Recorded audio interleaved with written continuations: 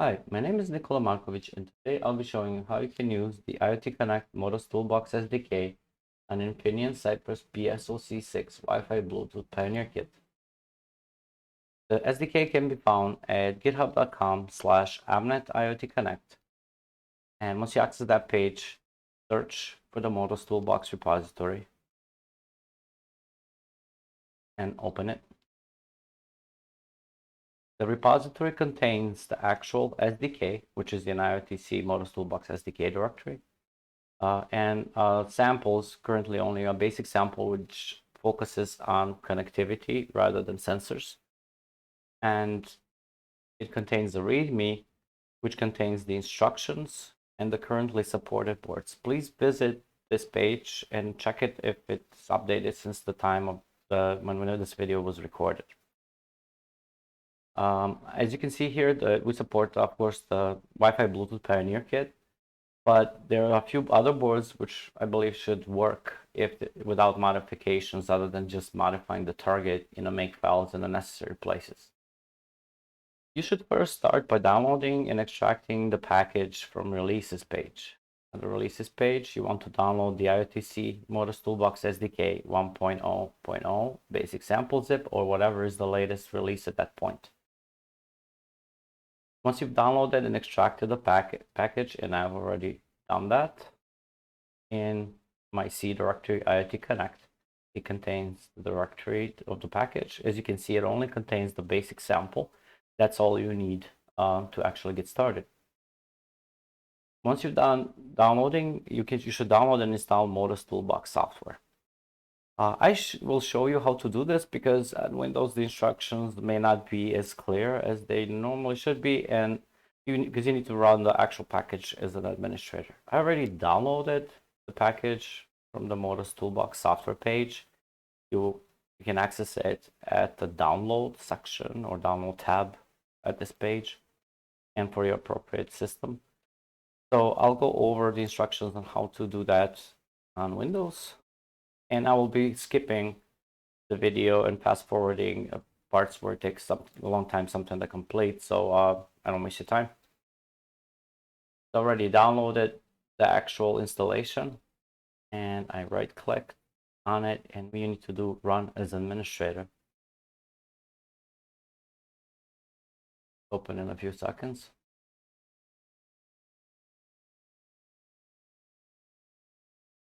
Accept the UAC prompt. And I tested with install for me, and you can also install for your users, which also would require administrative prompt.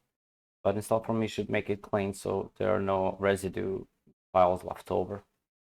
And once you click next to accept the license agreement, pick the location where you want to install it. And default installation will not show administrator privileges required. So you can proceed and go with next and so on. What this should do, it should install the drivers that you need to access the actual board once you're done compiling and setting up your project. So once this is done and installing, I will open ModusToolbox and proceed with the video. So now that the ModusToolbox completed installation, I opened it and you're presented with the workspace that you want to choose for your project. I can call it MTW-IoTC demo and click launch.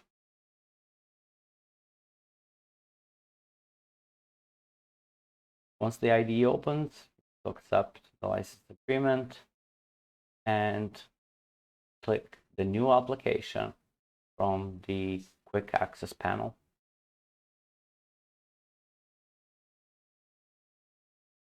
You want to choose your board, and in my case, it's under the SoC 6. It is this guy here. Click next, and you want to import the application where you unpacked the project files. So I will go to C IoTConnect. So this is this directory contains the contents of the package that's on the release page. It's already unzipped. Navigate to samples, basic sample, and click choose. Check this checkbox here. You can pick a different name if you want, but it should suffice, and click the create button. This process takes a while to complete, so I will wait until it's done and I will proceed with the video. The project is loaded and we can proceed to configure the basic sample. The configuration files are located in basic sample configs. And the first thing you probably want to do is set up your Wi-Fi credentials. The device requires Wi-Fi connection.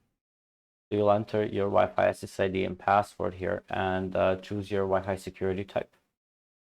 And we also need to configure our IoTConnect credentials in appconfig.h. We need to specify CPID, environment, device unique ID, and authentication type. The SDK for ModusToolbox supports the token-based authentication and the two X509 authentication types. The X509 authentication types are CA certificate and self-signed certificate. So from the IoTConnect standpoint, those are specific, but from the device standpoint, they're called X509 authentication together. You can use the token-based authentication. So if you specify token as the authentication type, this particular authentication type will be good for development because you can quickly connect, but it's not secure. It's not recommended for production. But going back to the X509, I'll show you how to configure the credentials for that one. In order to complete the configuration process, of course, we need the actual device. So I'm going to show you my account. We go to devices, click the icon here where the device is at, and we first need to actually create a template. And I can call it demo MTB, for example. And what we want to do here is choose the authentication type. In our case, we want self-signed certificate. That's the quickest way to get into X509 certificate setup. Click save. And we want to add two values or attributes to the template. One is the CPU, a number, and a version, which is a string. So now that our template is ready, go back to devices and create a device. I can call it the same, demo MTB. Pick the whichever entity you wish, and for the template we need to make sure that we use the same template that we just created. Here you will be presented with a way to create a certificate. A self-signed certificate can be created on your PC manually. You can store them wherever you wish, but you can also use the IoTConnect website to create the self-signed certificates. The actual page will create a certificate for you that's valid for 1 year.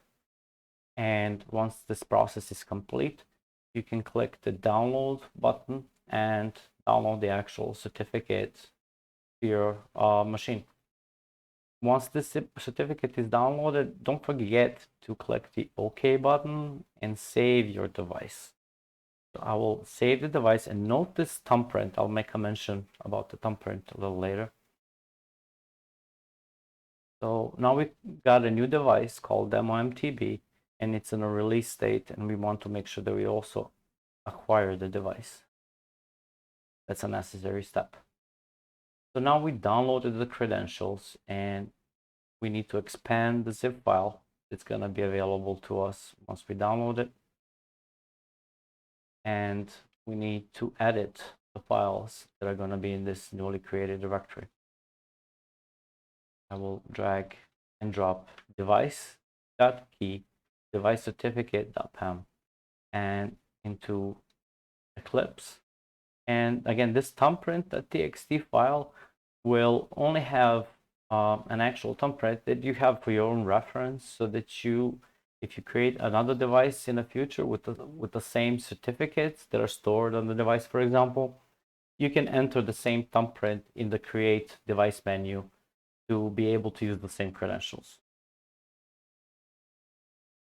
Now we need to configure the actual certificate and the private key.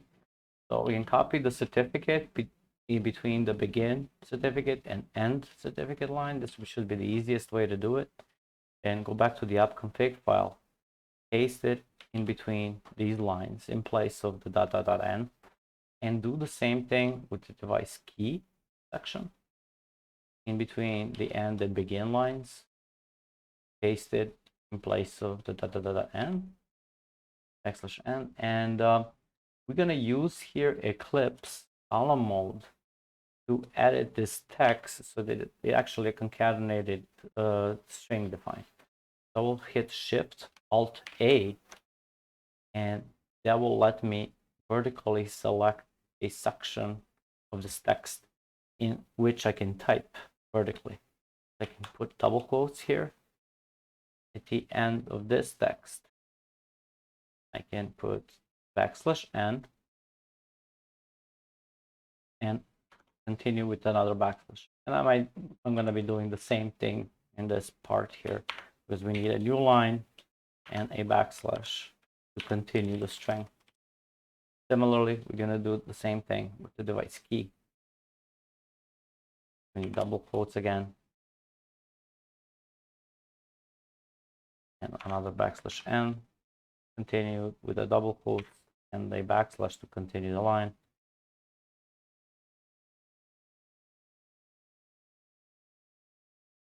And join all this. Looks good. So what we need to do now, of course, we're going to turn off column mode,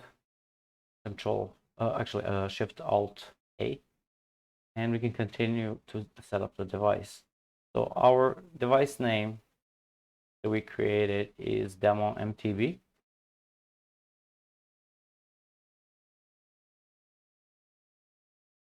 And what we also need is our CPID and environment.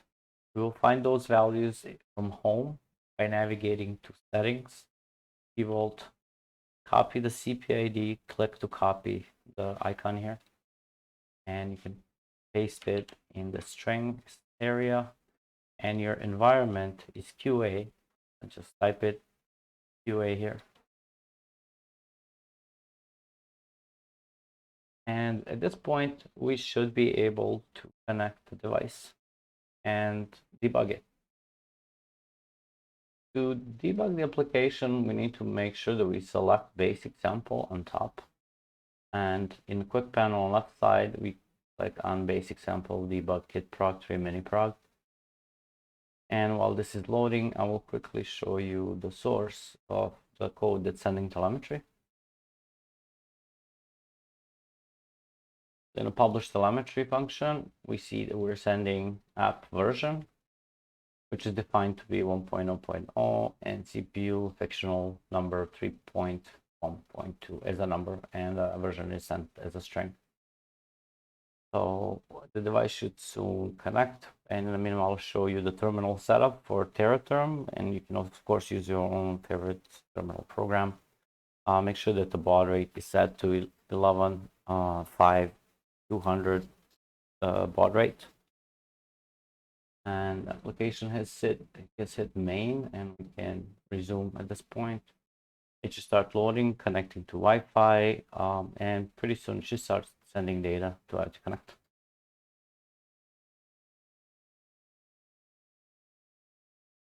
So now it's sending data, and you can go and click the device. The device should show green that it's online. We can check the latest value, and we're seeing the same numbers that we were sending in the telemetry data function. And in live data, we should be seeing the data as it comes through. This will be all for this demo. Thank you for watching.